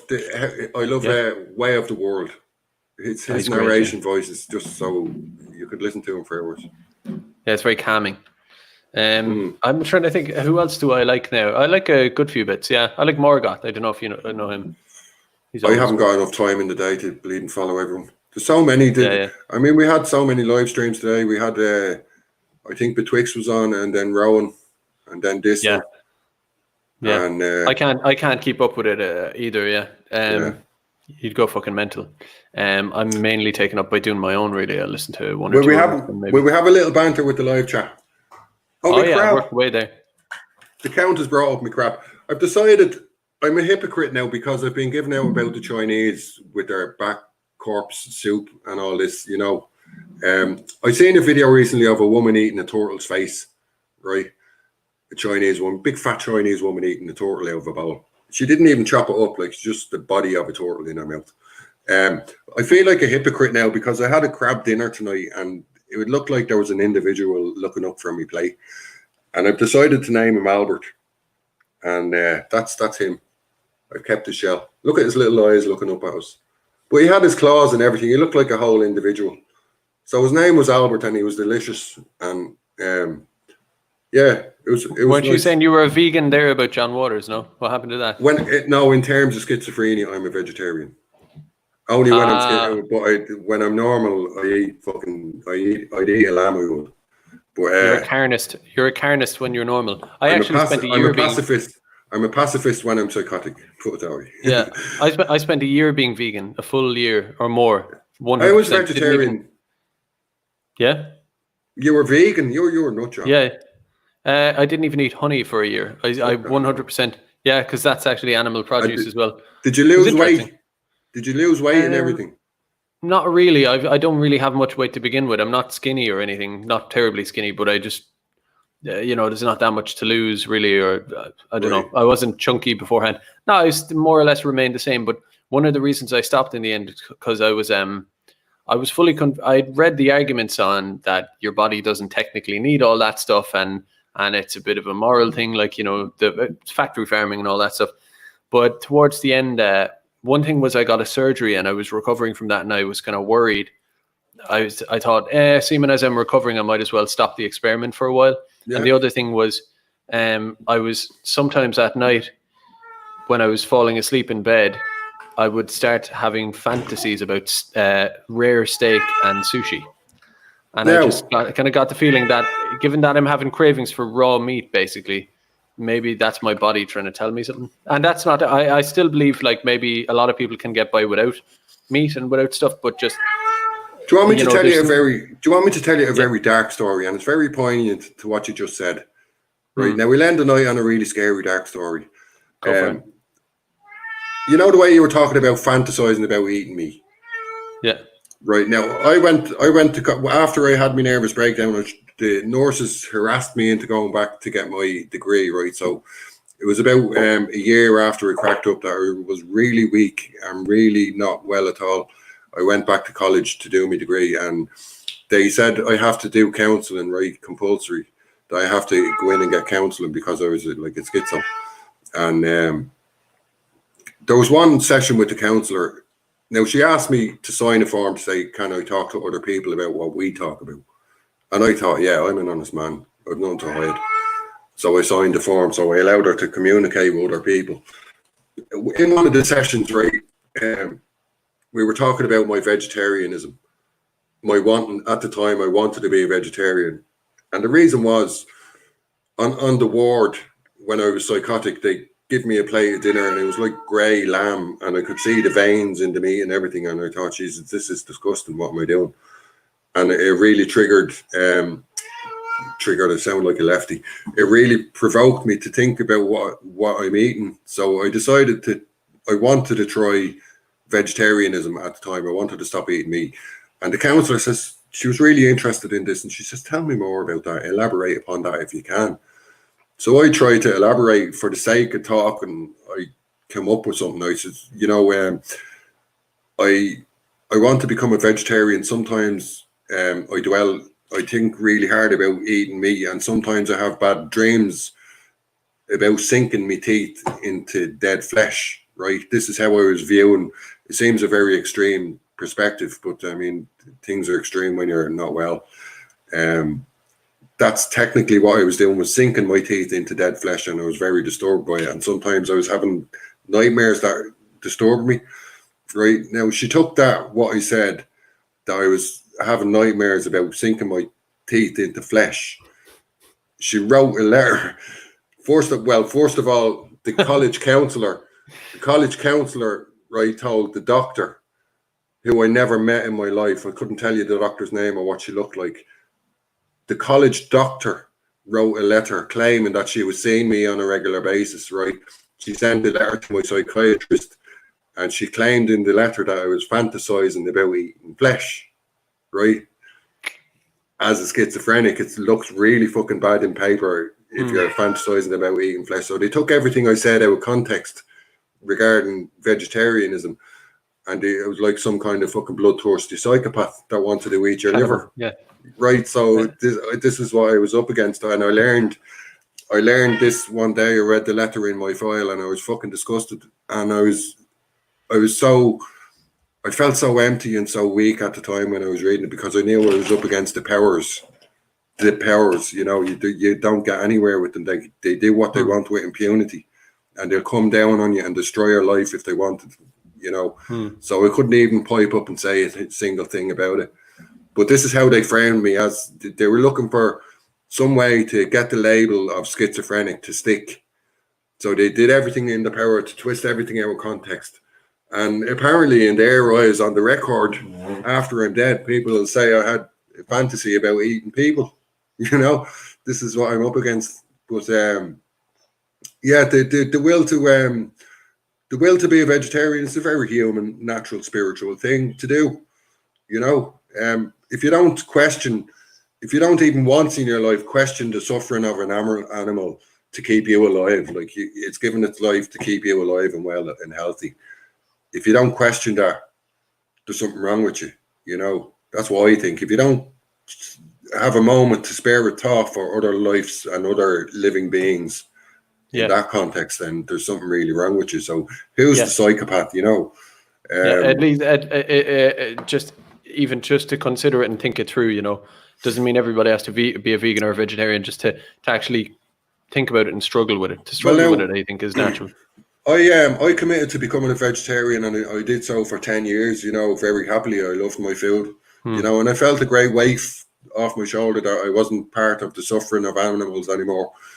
But along with that, I lost a lot of weight. Now I'm very skinny genetically. On both sides of my family, there's skinny bones. So I lost so much weight that people were saying, "Oh Jesus, you've lost so much weight. You're emaciated." People panicking me. And I developed an ailment, vitamin B12 deficiency. You get B12, burning lips. The symptoms is you get burning lips. It's like your lips are on fire, like tingling. So I got that. So I thought, Jesus, I better do something about this. So it was when I turned to the Bible that the Bible says, eat meat for strength and don't judge your brother if he eats meat. If he eats it to the Lord, then he eats it to the Lord. And the man who refrains does it for the Lord. So it's irrelevant, right? So it was like just at that moment I opened the book and there was the answer. As often you do, you'll often open the book randomly and it'll tell you something that you need to know. But at the time it says eat for strength, which I did, and I decided, I'm going to eat lamb and beef and everything. I still care about the animals, and there's still things like the eggs, the chickens in particular suffer very much in the battery farms. But there's nothing I can do apart from give thanks to God for life, and someday everything it'll work itself out in God's good time. But I was a vegetarian for years, so I understand that. I don't look down on. I think the vegans are a bit extremist sometimes, they're a bit wrapped up in it. Yeah, it's hard for them they can't reconcile. They feel it's everybody knows the jokes about them. I've one thing here. I know you were saying that experience you had with the nurse who wrote that letter up on you. I know in a way that was kind of serious, and that was kind of very serious, hurtful at the time.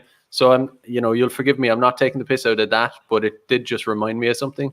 If you don't mind me putting the light-hearted spin on it here, is I don't know if you've seen this. Oh yeah, he's going to eat the people. Yeah, he's a fucking legend. He is. There's no audio, by the way. I can't hear audio. Oh, there isn't. Okay. That's a bollocks. That always happens. I'm eating your ass. Anyway. Yeah, exactly. See the way the left spin it out of context. Yeah, the left had they did as well. Yeah, and it was all the kind of the kind of black Twitter kind of thoughts and stuff like that. They're kind of Speaking of things coming out of context with the left, this fucking ridiculous thing about Trump saying inject yourself with Lysol, right? That it was perfectly reasonable in what he was saying, to find a disinfectant to put into the body is perfectly plausible. What do you do when you brush your teeth and you swallow a gob full of Listerine? You're disinfecting the inside of your head, right? So there's disinfectant being introduced to the body. What he was saying was, is there an acceptable disinfectant that you could flush out the lungs in a medical procedure for a moment, where you could flush out the lungs and give the person a chance when they're at their most vulnerable in the COVID thing, right? So the idea of introducing a disinfectant flush is perfectly reasonable. He's not talking about bleach. When he said disinfectants, he's not talking about Dettol, for God's sake. So all the lefties out there having a meltdown there, it's so fucking dishonest. Yeah, it is dishonest. If I was a lefty, I wouldn't want to be. I would hate the fact that my own kind of media and my own figures were lying to me. Like if Trump says something stupid, you can take an issue with it, but don't be going around acting all fucking scandalized by something that he, is a misinterpretation of what someone said. It was the same, I think, when he said that the COVID-19 thing was a Democrat hoax. I think he was saying that the controversy they're creating around it is a hoax, another hoax against him and his reputation. He wasn't saying that the actual virus itself is a hoax or, stuff like that. You hear it and you're just like, this is fucking all so tiresome. Like, it's stupid. Another thing you reminded me of there with that, I'm going back to the eating neighbors thing, is speaking of cannibalism, right? False accusation, I know, at the time. But I was reading last night about a guy who was the whole phenomenon of Grindr, the gay hookup app or whatever. people being murdered on that. And, I don't know what the statistics are on that. They say a lot of serial killers do have deviant or whatever, different types of sexual behaviors, whether it's one thing or another. That makes sense. But that's apparently a statistically outlined thing. So for the NGOs who want to quote me on that, I'm just talking about the fact.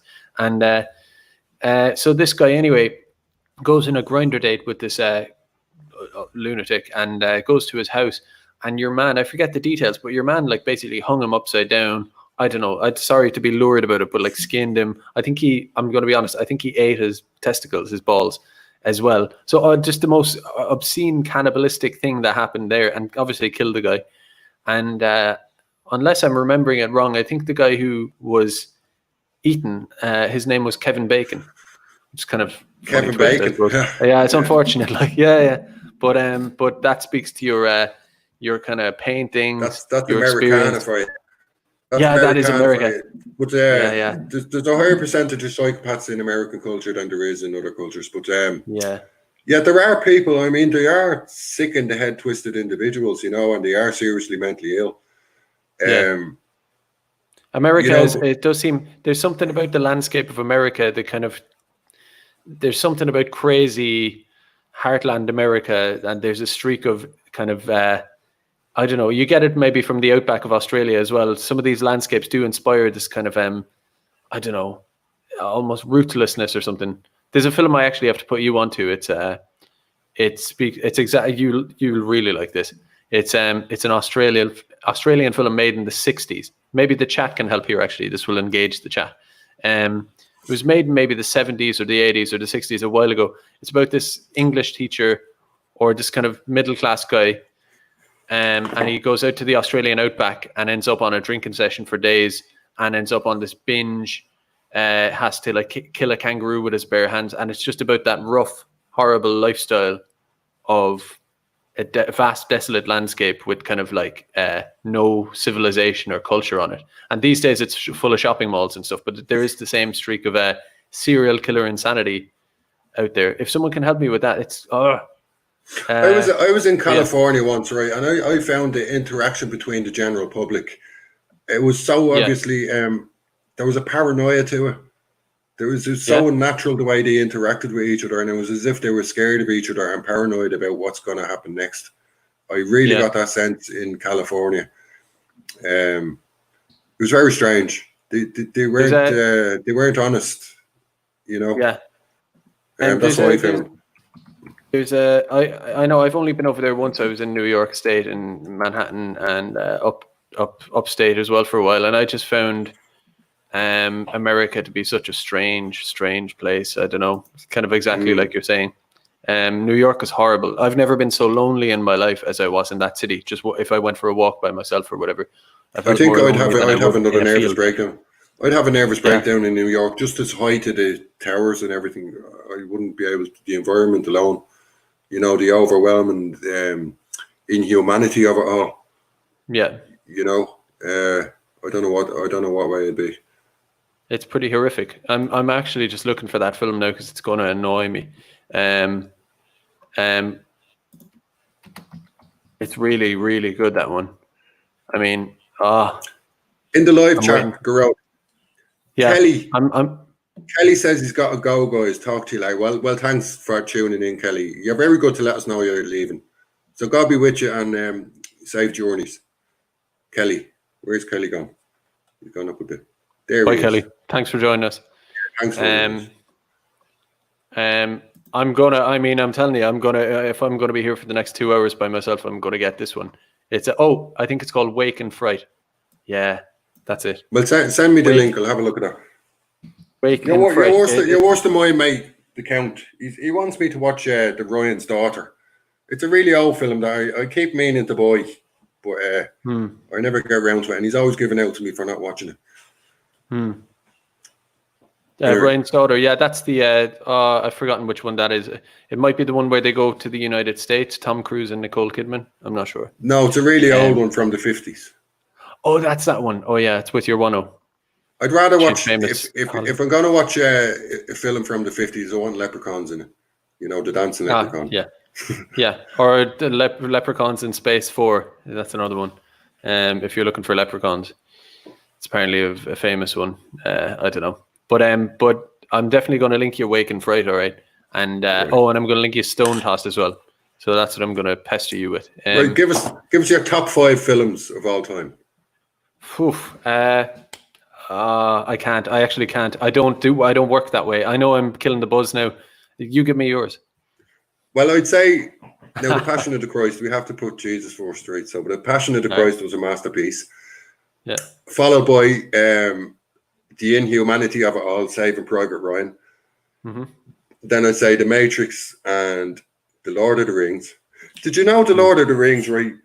The king and his faction of rebels, the mismatched bunch of rebels, he was actually the bad guy because he had homosexuals and all on his side. So he represented the antithesis of the church, right? Sauron and the all-seeing eye is the all-seeing eye of God. And the orcs, right? Think of the word orc.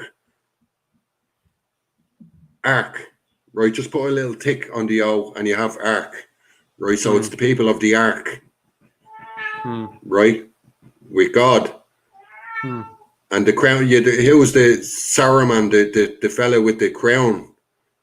Think of the crown of thorns, right? So it was a reverse of everything Christian. And on the king side, you had the mismatched band of merry rebels with the fella named Mary, who had a very strong affection for his friend, the other fella, the little hobbit, right? So you got the homosexual faction and all on his side. So just reverse your eye. There's a famous artwork called Reverse Your Eye, and sometimes it's appropriate, you know. There's an interpretation I heard of Lord of the Rings recently on some review is that basically like the Shire is traditional normal society, and Tolkien with Sauron and the orcs and all of that. And what's it called? What's the evil place called? Sauron's area Mordor. called? Mordor is like represents industrial society, you know. Well, that's a bit more obvious. The motif there is obvious. Yeah, pretty straightforward. Yeah. Well, it is the Industrial Revolution and all is all on the Christian watch, right? It's Christian, the fruits of Christian labor. You know, so it's epic. I want to watch those again. Actually, I have to. I'm a big fan of them, and The Matrix as well is a really important film. Yeah, I agree with you there. Brilliant. Yeah, it's really, really good. Yeah, I haven't seen the sequels now, but I do like that original. What was you have all the holy references in The Matrix. Neo is the new man, you know, like Adam, and you have Trinity, and you have Cypher, the bad guy. Yeah. Think of Lucifer. Yeah. Cypher is the bad guy, the individual, the egoist. Yeah. Right. So Chopper in the chat says meow, by the way. Oh, meow, people in the chat are saying meow back to your cat. He's having a mouth. He's a poor boy. He's never melting. come on up. Are you coming? Someone mentioned Mel Gibson films a while ago as well. There's a film by him, and it's the rarest film in the last 10, 20 years, I think. Is if anyone in the chat can tell me, it's the one where the guy goes to Japan and he fights. I've forgotten the name of it, but it's a recent enough Mel Gibson film. The guy is he lives in kind of like heartland America in the 30s, and he's a Christian young fella, and he marries this local girl, and he's just pure goodness. It's so rare to see a film about a virtuous hero. Hacksaw Ridge, it's called. Yeah, thank you, Last True Girl. To see a film about a virtuous hero that is not marked by like contemporary social agendas, like, oh, he's actually trans as well, or whatever, and even more importantly than that, he's not cynical. There isn't a cynical bone in this film. He's just this good Christian local guy, marries the girl, and he's basically a kind of pacifist. So he ends up signing up into the army, and it's a true story. It is a true story. Yeah, refuses to pick up a gun and says he won't kill. And he fights through the army command for them to let him do that. And then he goes to wherever it is, Japan somewhere, some island, and faces up to the Japanese onslaught. and doesn't kill any of them, just wants to save people. And so he's both brave but also good. And you're waiting to be subverted, or there to be some subversive message. There isn't. He's just a noble, good hero. The left were probably having a meltdown that there were no blacks in it, and there was no of their agenda in it. And they did the same thing with Dunkirk, the film. They said, you know, the cheek, the absolute cheek of them, to say that there wasn't enough black people in Dunkirk. It's ridiculous. Dunkirk is amazing as well. Actually, it takes a second watch. I think it's such a good film. It looks amazing. This is what we say about the film industry being the next new art. Yeah. It's an amazing thing, the films, you know. Some of them do their job really well, you know. It's interesting as well how we've ended up. We talked for a while and we ended up here, and that's the way a lot of conversations go, if I can say, in real life as well, or just person to person. Very often you're chatting to someone and you go half an hour long, and eventually you're like, have you seen any good films? And you spend 2/3 of your conversation talking about films. It's like we really resonate with that medium, where it informs our worldview, everything, our way of seeing the world, our way of conversing, all about films. Well, I think today's media and culture is a minefield. You have to be very selective about what you expose yourself to. Like, I can't sit down and watch the television for 5 minutes. I'd go up and visit me. My mum would be in her bedroom watching RTA and everything. And every second person on the fucking screen is black or Chinese or gay, or, you know, it's bombarded every single chance they get in every advert, in every fucking soundbite. Or just fake as well. Everything's fake. Nothing's real or sincere or genuine or authentic. It's just horrific. I can't watch the telly to save my life. I don't understand EastEnders. It's so negative. They're always giving out to each other. Like, why would you fill your mind full of that poison? You know? Soap operas are odd, because soap operas, unlike a film you pick that you choose of your own volition and has a compelling story and you watch and enjoy, like The Matrix or something like that, right? The Coronation Street or something like that is just, you're watching the mundane. And I'm kind of looking at it going, isn't life mundane enough not to put on a screen of other people being mundane? And the analogy I have for that is to take, let's say, Home and Away, right? A mundane goings on, interpersonal relationships, nothing special, or Neighbours, one of these Australian soap operas. And if you were to compare the activity of an Irish person watching Neighbours and transplant it to, now I'm going off the rails here a little bit, but bear with me, right? Transplant it to a different species. Imagine David Attenborough makes a documentary about humans for aliens, and he's trying to describe the human Irish human activity of watching Neighbours. But now you transplant that onto lions. Let's say it's a documentary about lions, and you were to say you're watching this documentary about lions who imitate this human behavior. How bizarre it would be. So you've got lions who are sitting there watching a screen of other lions on the other side of the world who are themselves pretending to be other lions. Well, and they're just doing lion activities, walking around the prairie, hunting someone, relaxing. That paradox was celebrated in the program The Royal Family. Do you remember the guy with the beard and the woman out of, I think it was Brookside or something like that. She was from years ago. It's called The Royal Family, and it's about just a family sitting around watching telly. And that was so profound that we're watching someone watching telly on the telly. Yeah. You get me? Yeah. And it was so boring and mundane that was the genius behind the whole thing. That they captured what was happening in real time all across the nation. That we're celebrating being fucking dumbed down like a bunch of mindless sheep that we're just sitting there in a vegetative state, constantly watching the telly. And it's the same with Gogglebox. It's the same paradox being presented, that people are watching the telly, commenting on the telly. Yeah. People are commenting on the telly. Like we are now, you mean? Kind of. We have reason. We're above it all. We're above it all. Yeah, we're educators. We're not programmers. Yeah, transcendent beings. Well, we're here to emancipate the people and give them the red pill, you see. Absolutely, yeah. Come here, I'm going to either have to use the loo again, so I might as well just finish it up there. I think we've been going, how long have we been going? I can't quite, ages anyway, but yeah, I'll leave it there. 2 hours is fair game. Seems reasonable to me.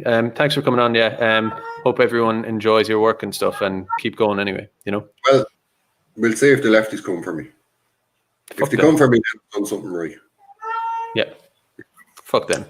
Plow Fuck on. them. Fuck them. Yeah. I'll link your channel in afterwards, and I'll basically leave it at that. Thanks everybody for joining me, and thanks Immanuel. Everybody. Right. Good night. Groud, pleasure. Good night. See ya. Bye bye.